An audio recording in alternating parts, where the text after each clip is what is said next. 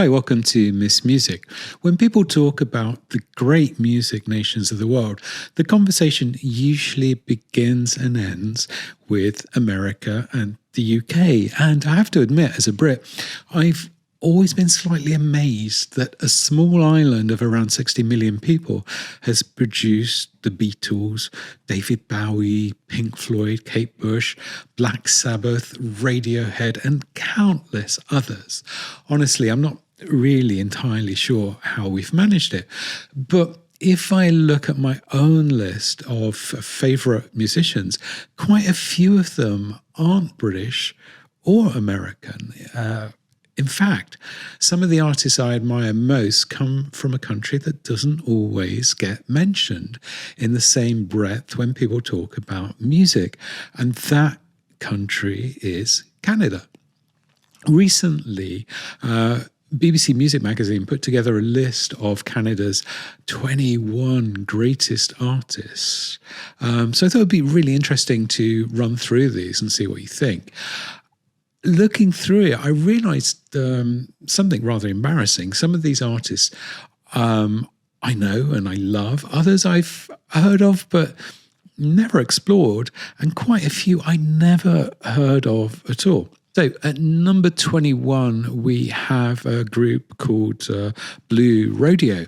And, confession number one, I've never heard of Blue Rodeo. The internet tells me I should start listening to the track 5 Days in May. So that's what I did.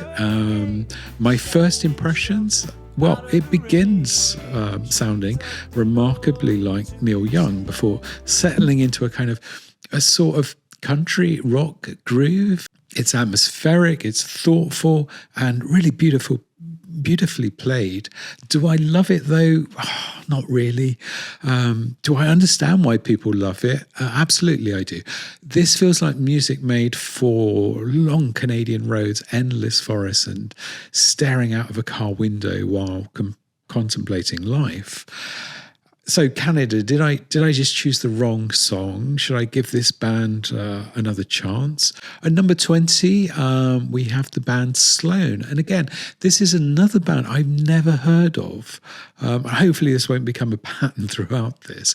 The band comes from Halifax, Nova Scotia, which is actually somewhere I have visited many years ago.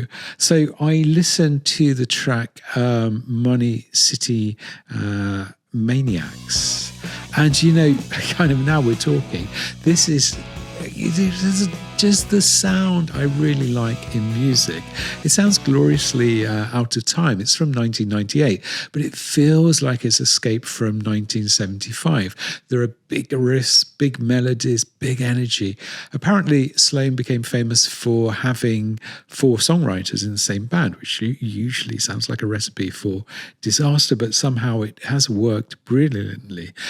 Within 30 seconds, this track had really won me over.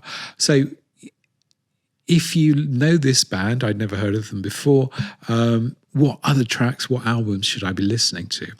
Number 9, we have the band, I never know how to pronounce this, Alvvays or Always, I'm going to say Always. And finally, it's a band I actually know. My partner introduced me to Always.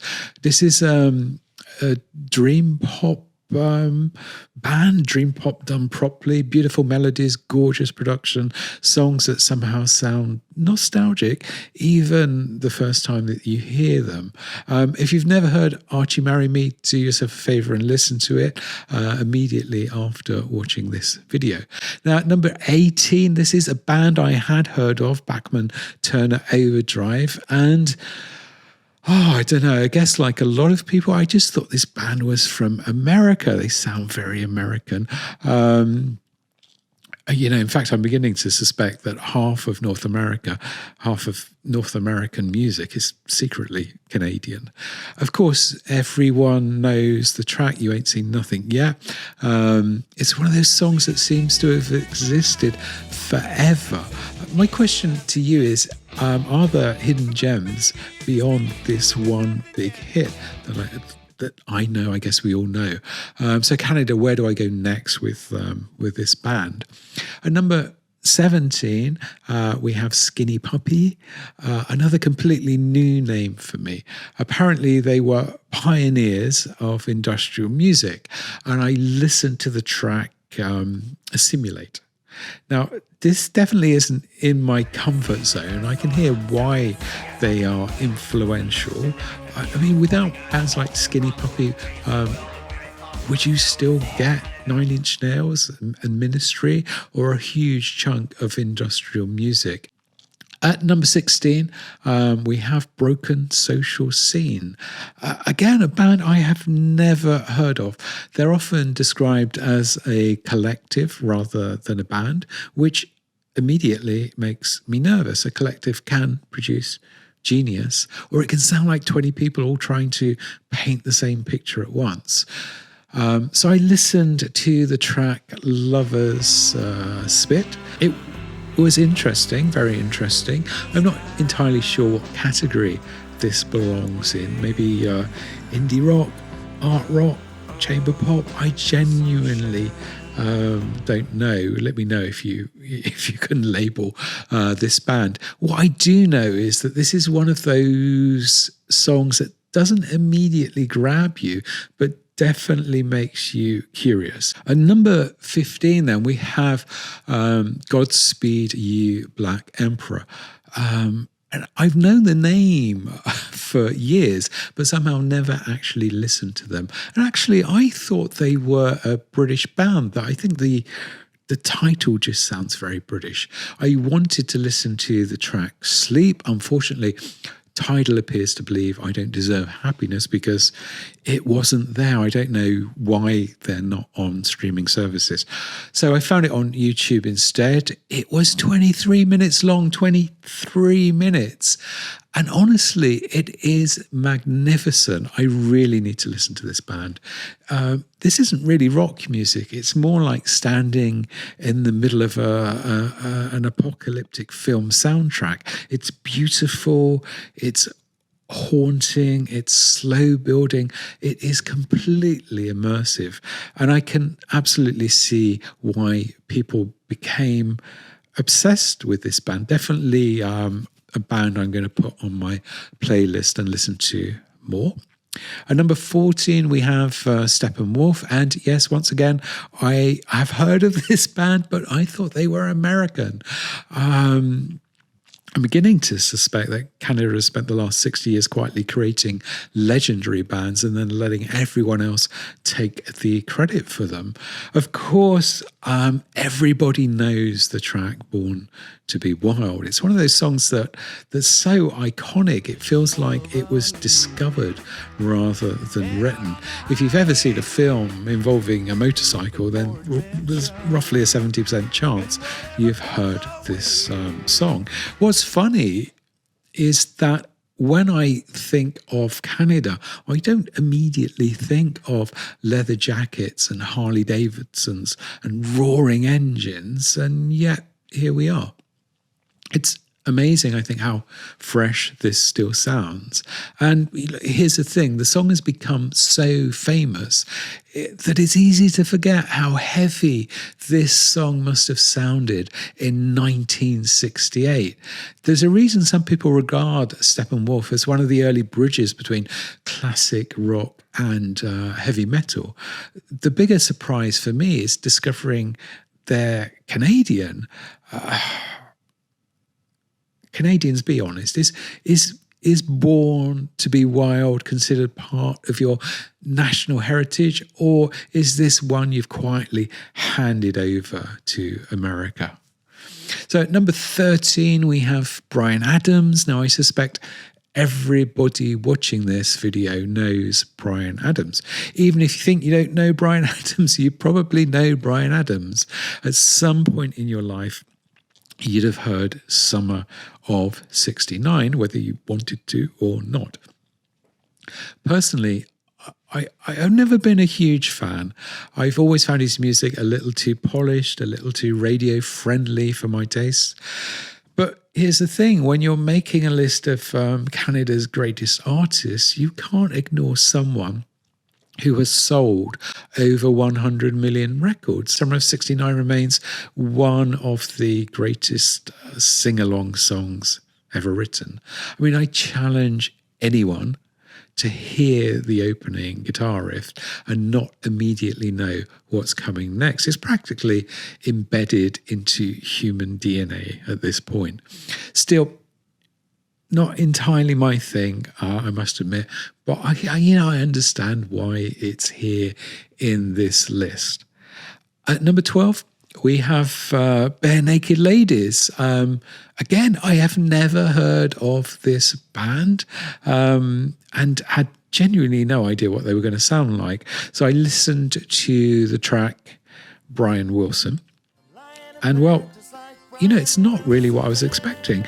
It's very clever, it's very quirky, it's far more musically sophisticated than I imagined it would be. I'd read something about them being almost like a comedy band, but no, this isn't. The harmonies are fantastic and the lyrics immediately grabbed my attention. The song, I guess, obviously is partially inspired by Beach Boy legend Brian Wilson, that's obvious, and his well-documented struggles with mental health. And underneath the humour, there's actually something rather moving going on. It's not entirely my cup of tea, but I can see why people love them. Also, now I understand why they developed such a devoted fan base. They feel like the kind of band that, if you got into, you would become slightly obsessed with them. Now, at number 11, there is... I guess, of course, Alanis Morissette. And if you don't know Alanis Morissette, then where have you been? She's one place outside the top 10, which I guess feels surprisingly low considering the impact she had. Explain yourself, the BBC. Now, I'll admit, something slightly controversial. I have never completely connected with Alanis Morissette. Back in the 1990s, I always felt there was something slightly calculated about Jagged Little Pill. Almost if record companies had looked at grunge and thought, what if we sold this angst but to absolutely everybody? So you had these kind of, at the time, niche bands like Nirvana, and then came along Alanis and took everything over. Now, before Canada collectively revokes my passport, let me also say that this album sold something like 30 million copies. 30 million. That's more than there are people living in Australia. So clearly somebody out there liked it. Listening back today, what strikes me the most is how raw and direct it is. Whether you love her or not, there aren't many artists who captured the emotional chaos of your 20s quite so effectively. And let's be honest, You Ought to Know still sounds like one of the most ferocious breakup songs ever recorded. I really wouldn't want to be the person that song was written about. At number 10 then, finally a band I know and love, the Cowboy Junkies. In fact, a couple of their albums are my all-time favourite albums. If you've watched this channel for a while, I've already made a video about the Trinity Sessions. And if you haven't heard the Trinity Sessions, then stop what you're doing now. Forget this video, go and listen to that record. You will love it. It was recorded live in a church with a single microphone, and it just manages to capture this intimacy that, very, very few records have ever done or have done since. What I'm starting to realise from this list is there seems to be a very distinct quality to some of these artists. What is it? A certain restraint in the music, a certain honesty. They're not trying to impress you. They are trying to connect with you. And the Cowboy Junkies might be the perfect example of that. So, okay, at number 9, we have Gordon Lightfoot. And again, yes, apologies. I was just at the wee tiny baby when these songs were coming out. I grew up thinking he was American. At this point, I'm kind of expecting Bruce Springsteen to turn out to be from Toronto. I know Gordon Lightfoot's name. I know he's important, but I couldn't immediately name any of his tracks. So I, looked him up on the internet. What track should I listen to? If you could read my mind. Great, have a listen to it. And yeah, wow, I know the song. Of course I know the song. It is so famous. I just hadn't put the two things together. I don't know when I first heard it. I kind of think I probably just grew up with this music. It's absolutely beautiful. I really love this song. I haven't heard it for years, and I'm going to listen to it a lot. The thing that strikes me immediately is the quality of the songwriting. The melody feels absolutely effortless. The lyrics are intelligent, personal, and emotionally mature, which kind of leads me to a question. I know a lot of people have been asking this, but who exactly were the record buying public in the 1970s? Because I cannot imagine a song this sophisticated becoming a mainstream hit today. Perhaps I'm being cynical, I don't know, but songs like this remind you how extraordinary some of these singer-songwriters really were. If you are a Gordon Lightfoot fan, tell me where I should go next. What is an essential Gordon Lightfoot album? Because I really want to get to know his music. And number 8, we have the Tragically Hip. And I guess like researching them, this is one of the artists I was quite curious about on this list, because every Canadian seems to adore this band, yet outside Canada, they've never become a household name. I've never heard of them. It's one of those strange things, I think, in popular music. A band can become absolutely enormous in one country and barely register anywhere else. So again, search the internet. What should I look to? It said ahead by a century. My first impressions were that this isn't a song that's trying to kind of knock you out immediately. It's much more subtle than that. What stands out straight away is the sincerity. There's something very honest about it. No gimmicks, no obvious attempts to chase trends, just good songwriting and a distinctive voice. And I kind of listened to it and thought, yeah, okay. But I have listened to this song and some of their albums since recording this, writing this, and I love them. I'm really getting into them. From what I understand, the Tragically Hip became something more than a band in Canada. They became part of the country's cultural identity. I don't know if that's true. Let me know in the comments. And I read that the final tour by singer Gord Downie, after he was diagnosed with terminal cancer, became a national event watched by millions. I mean, that's very touching. That tells you everything you need to know about what this band means to Canadians, I think. As I said, this song didn't instantly win me over, but I am absolutely addicted to this band at this point. And I'll definitely make a video about them. More people need to know about this band.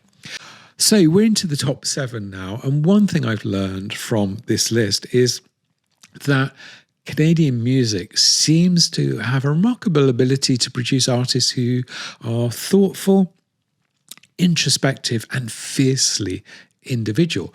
Also, I've learned that apparently half the musicians I thought were American are actually Canadian, and that's definitely my bad.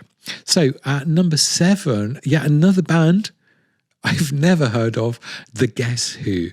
And their biggest hit seems to have been American Woman. I thought, I don't know this song, I'll have a listen to it.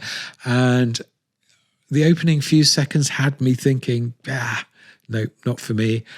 This sounds a bit naff. And then that riff kicks in, and suddenly I realise I know this song. Of course I know this song. I guess my generation probably knows it as much through the Lenny Kravitz version more than the original. The thing that struck me is how huge it sounds. There is something, I don't know, wonderfully swaggering about American Woman. At number 6, we have Arcade Arcade Fire. Now, I do know this band. I should love them more than I do. I haven't listened to them a lot. They never really captured my attention. But they've won Grammys, they've headlined festivals, and David Bowie was one of their biggest champions. And honestly, if David Bowie tells me a band is important, I am inclined to pay attention. And number 5, we have The Band. And once again, and I'm so sorry, I thought they were American. Honestly, Canada deserves an award for this. The Band practically invented what many people think of as American music. Yet most of the members were Canadian. It's one of the great musical ironies.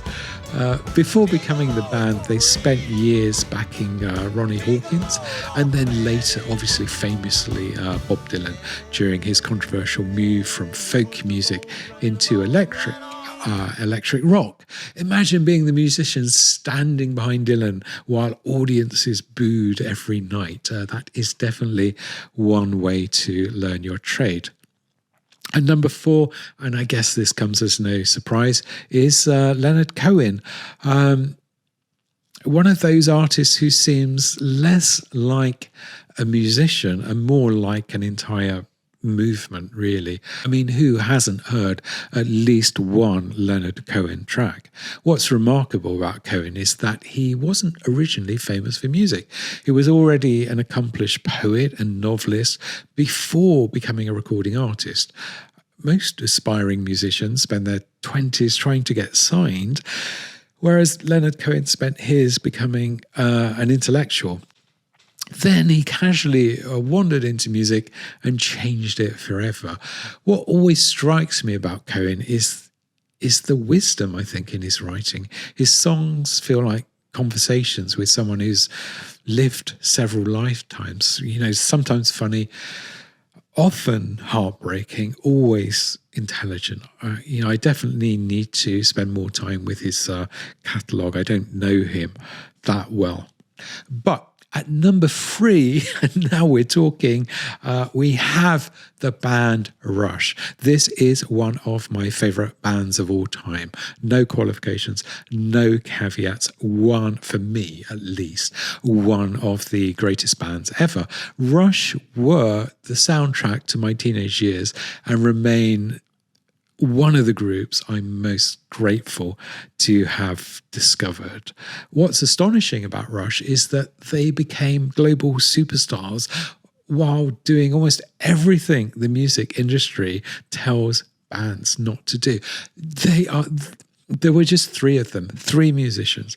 They, in the beginning of their career, created these very long songs, complex arrangements, incredibly complex arrangements, lyrics about philosophy, science fiction, history, and occasionally trees arguing with each other. How did this become a formula for selling millions of records? It makes no sense, and yet it works. The last 2 spots, I think, are probably pretty obvious. And one of the things I was interested about was which way round the BBC were going to place these 2 artists. And I think they did it the right way round. So at number 2, we have Neil Young. And Neil Young is a musical giant, a force of nature, a man who appears completely incapable of doing anything other than exactly what he wants to do. And I love that about him. Neil Young is one of those artists who transcends genres. He's done folk, country, rock, the weirdest experimental music. And he somehow belongs to all of these genres, and yet none of them. He is Neil Young. What I admire about him is he's just fearless. Every time audiences expected one thing, he gave them something else. Want another acoustic masterpiece? Here's a distorted garage rock album. Want a commercial follow-up? Here's something completely bizarre. Record executives must have absolutely dreaded receiving calls from Neil Young. Another thing I love is how influential he became on alternative rock. There's a reason people call him the godfather of grunge. Kurt Cohen adored him, Pearl Jam adored him. Pretty much every serious rock musician of the last 40 years seems to have adored Neil Young, and I can understand why. I saw him live about 15 years ago, and what struck me was how immersed he was in his performance. It didn't feel like he was playing songs he'd performed hundreds of times. It felt like he was discovering them in real time, and that was an extraordinary thing to witness. And number one then, well, there could only really be one choice, I guess, and I completely agree with this. It's Joni Mitchell. I genuinely struggle to imagine modern music without Joni Mitchell. She didn't simply write great songs, she changed what songwriting could be. One of the things that made her so fascinating is her use of alternative guitar tunings. If you ever tried to play a Joni Mitchell song, they're not easy. And this was because of the effects of childhood polio. So she developed this unusual way of playing and writing. And what might have been a limitation became one of the sources of her genius. Most people adapt. Joni Mitchell reinvented the instrument. And then there's the lyrics. Nobody writes about love, memory, regret, and self-discovery quite like Joni Mitchell.